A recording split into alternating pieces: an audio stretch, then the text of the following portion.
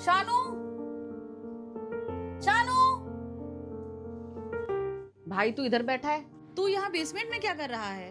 मैं कब से तुझे ढूंढ रही हूँ। देख, हल्दी की रस्म शुरू होने वाली है। ये पहन ले इसको। ये वाला कुर्ता पहनेगा या कोई और पहनेगा? पहले ही बता दे, बाद में चिक चिक नहीं चाहिए कि हल्दी में ये नहीं पहनूंगा वो नहीं पहनूंगा। और सारे रिश्तेदार आ चुके, तू यहाँ बैठा क्यों है? हो गया, तेरे खिलने के दिन चले गए। अब ये जगह छोड़ दे भाई, त्याग दे।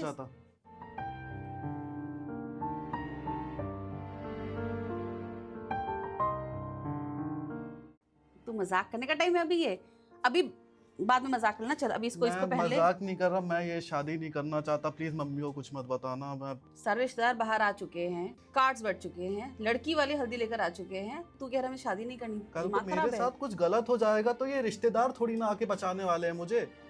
बोल दो उनको चले जाए यहाँ से। बहुत जल्दी नहीं बता रही ये बात। और क्या गलत हो जाएगा तेरे साथ?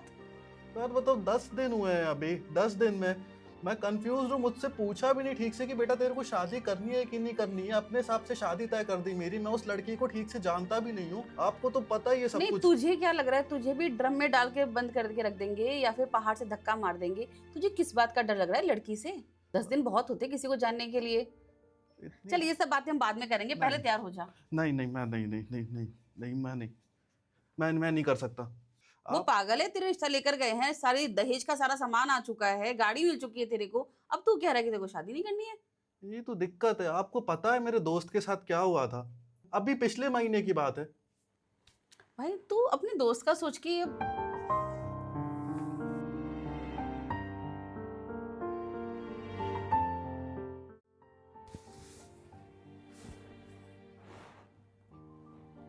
बता क्या हुआ।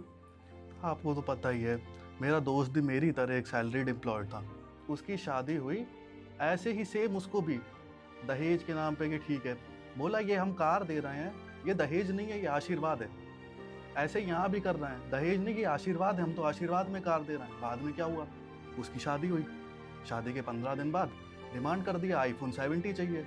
अब वो सैलरीड एम्प्लॉयड, शादी में इतने पैसे लगाने के बाद भाई उसने कहा ठीक है मैं कर दूंगा, लेकिन टाइम लगेगा थोड़ा, 1 महीने 2 महीने। पर एट द एंड क्या किया उसने, अपने फादर को फ़ोन किया। फादर ने कहा मैंने तो तुम्हें एक कार दी, तुम एक फ़ोन नहीं दिला सकते। आखिरी में क्या हुआ, फादर ने सपोर्ट कर दिया, बस बैग उठाया और चल दिए। अब पता नहीं उसकी बीवी वापस आएगी कि नहीं आएगी। मुझे तो लगता है सीधे तलाक के पेपर ही आएंगे। तो तुझे ये डर है कि तेरी बीवी तेरे से iPhone 17 ना मांग ले, या तुझे लगता है तेरी बीवी तेरे को छोड़ के चली गई तो क्या होगा तेरा? डर किस बात का है? दिक्कत नहीं है, उसकी तो 47,000 सैलरी थी यार, मैं तो 30,000 कमाता हूँ। और आपको तो मालूम है मैं सर्वाइवल के लिए जॉब कर रहा था। पेरेंट्स को लगा कि लड़का अच्छा कर रहा है, शादी कर देते हैं। मेरे सपने तो कुछ और हैं। ये शादी का बैरियर ये मेरे लिए बेड़ी बन जाएगा। तो शादी मैंने भी तो की है ना, कि हमारी शादी नहीं चल रही। आपका टाइम अलग था। मैं क्या डायनासोर के टाइम से आ रही हूँ? टाइम अलग था का क्या मतलब है? शादी तो शादी होती है ना। रही बात सैलरी की, तेरी सैलरी कम है, ये भी तो हो सकता है। क्या पता उसके शुभ कदम तेरी लाइफ में कुछ चेंजेस लेकर आए। क्या पता उसके भाग तेरे भाग मिलकर कुछ अलग ही भाग बन जाए दोनों के। तो इतना डर के क्यों जी रहा है कि शादी में कुछ गलत ही होगा? इतना नेगेटिव सोच भी क्यों रहा है? अब वो तो पता ही है, इतनी हमारे परिवार में ये चीजें हुई है। ऐसे ही लड्डू भैया की शादी हुई थी।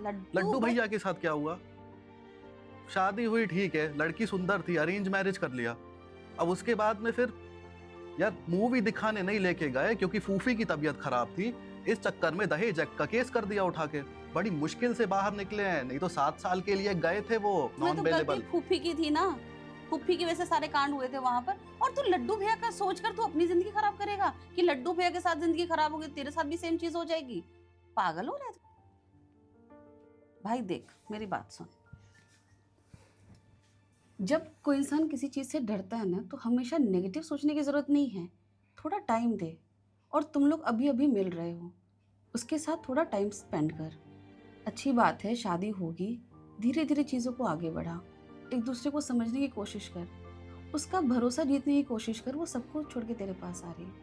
हो सकता है उसे भी डाउट्स हो, पर किसी का भरोसा अगर जीतना है ना, तो पहले उस पर पूरा भरोसा करो। मैं जानता नहीं हूँ लड़की को ठीक से। आजकल हो रहा है, कल को अरेंज मैरिज हुई है, ठीक है। अब वो बोल दे मैंने तो घर वालों के दबाव में शादी की है, मैं प्यार तो किसी और से करती हूँ, मैं जा रही हूँ, तो मैं क्या करूँगा? मेरे से तो एलिमनी लेके चली जाएगी वो। और इतनी मेरी हैसियत भी नहीं है कि मैं उसे एलिमनी दे पाऊँ अभी। तो बहुत ज़्यादा सोच रहा है, जो चीज़ अभी एग्जिस्ट कर भी नहीं रही है, जो पता नहीं शायद होगा भी या नहीं होगा, तो ये क्यों नहीं सोचता कि शायद कुछ अच्छा ही हो जाए, शायद वो समझदारी आ जाए तुम्हारे लाइफ में। शादी ना एक जर्नी की तरह है, बहुत सारी चीज़ें तुम्हें एक्सप्लोर करनी होंगी लाइफ में उसके साथ। और हस्बैंड वाइफ उस जर्नी में गाड़ी के दो पहिए की तरह होते हैं। हो सकता है दोनों एक साथ कभी ना मिले, पर दोनों जब तक साथ चलेंगे ना, लाइफ बहुत ब्यूटीफुल होने वाली है, ट्रस्ट मी। एंड मैं अपने एक्सपीरियंस से बता रही हूँ सारी चीज़ें। कभी तूने सुना है कि भगोड़ी दुल्हन तो सुनी, कभी भगोड़ा दूल्हा सुना है? तू लाइफ में क्या भगोड़ा बन के रहना चाहता है? वाइफ ये कर देगी, वो कर देगी, मार देगी, तलाक दे देगी, एलिमनी लेके भाग जाएगी, इस चक्कर में तू अभी से ही भाग रहा है?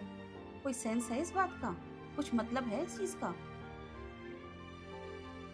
सुन, जो शादी है ना, ये स्ट्रैटेजी से नहीं बनती, ये दो लोगों की समझदारी और साझेदारी से निभती है। और तुझे इसके लिए आगे बढ़ना पड़ेगा, भागना नहीं है। तू मेरा भाई है, फेस कर चीज़ों को, टाइम दे, एक दूसरे को समझ और फिर आगे बढ़। नहीं आती है समझ में, ठीक है, डिवोर्स है ना, कर लेंगे। कोई समाज की टेंशन नहीं है कि समाज क्या बोलेगा, लोग क्या बोलेंगे। अलग रहना, अलग रह लेंगे, पर ये नहीं, भाग मत चीज़ों से। और इतनी गारंटी तो मैं तुझे देती हूँ कि तेरे को ड्रम में तो नहीं पैक होने दूंगी मैं। और रही बात पहाड़ की, तो हनीमून पे पहाड़ों पे मत लेके जाना, ठीक है? बाकी मैं तेरे को बचा लूंगी।